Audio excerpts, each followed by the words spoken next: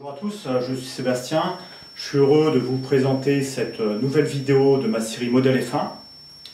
Modèle F1 s'intéresse à l'armée de terre française et des années 70 à 90. À l'époque, on portait un sac à dos F1, où on dormait dans un duvet F1 et on portait une chemise F1.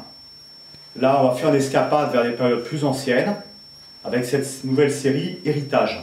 Ayant réalisé finalement mon rêve qui était de monter un mannequin de parachutiste de la guerre d'Algérie, je vais vous le présenter. Mannequin qui porte une tenue de saut modèle 47, modifiée 56.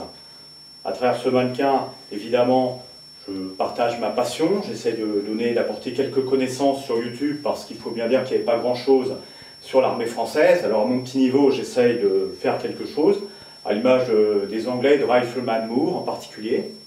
Et puis à travers cette vidéo, je veux rendre hommage aux parachutistes, à ceux qui ont forgé le mythe parachutiste de l'armée qui gagne, de l'armée qui endure, qui souffre, qui sait être et durer, qui sait croire et oser.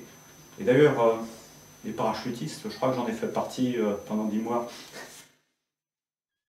Voici donc un parachutiste français de la 10e ou de la 25e DP vers 1960. C'est un parachutiste métropolitain qui porte le béret rouge.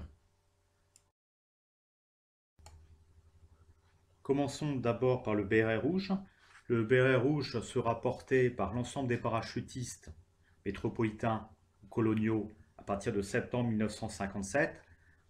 Avant cette date, les parachutistes métropolitains portaient le béret bleu roi, tandis que les parachutistes coloniaux, ensuite RPIMA, portaient le béret rouge.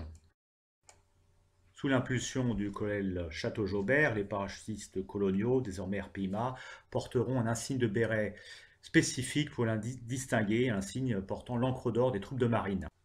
Voici l'intérieur du béret avec les marquages qui correspondent bien à l'époque guerre d'Algérie et l'insigne de béret. Sous la veste de la tenue de saut, notre parachutiste porte la chemise modèle 1948. Notons que sur sa veste, l'homme porte la croix de guerre des théâtres d'opérations extérieures. Notre homme porte le ceinturon TAP modèle 50-53. Accroché au ceinturon Rapco, nous découvrons le poignard américain US M3 dans son fourreau M8A1 qui était réglementaire chez les parachutistes. Au pied de notre parachutiste, les Rangers modèle 52. Notre parachutiste porte donc la tenue de saut modèle 1947 modifiée 1956, qui est donc l'ultime version, à tout le moins version camouflée, de la tenue de saut. Sur notre mannequin, la veste et le pantalon sont dépareillés, ce qui ajoute à mon avis de l'authenticité. Nous voyons que la veste est partie en délavé d'époque, tandis que le pantalon est dans un meilleur état. Cette nouvelle tenue de saut, qui fait suite à la tenue de saut 47 modèle 54, est distribuée fin 58, début 59 dans les unités. Précisons également que le pantalon est en tissu lisse, tandis que la veste est en tissu croisé à chevrons.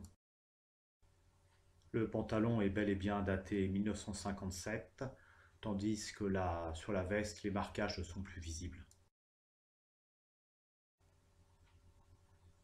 Sur la veste, les manches ont été recoupées courtes, tandis que des coutures ont permis de resserrer la veste au niveau des hanches pour lui donner un aspect plus cintré. Des modifications assurément d'époque.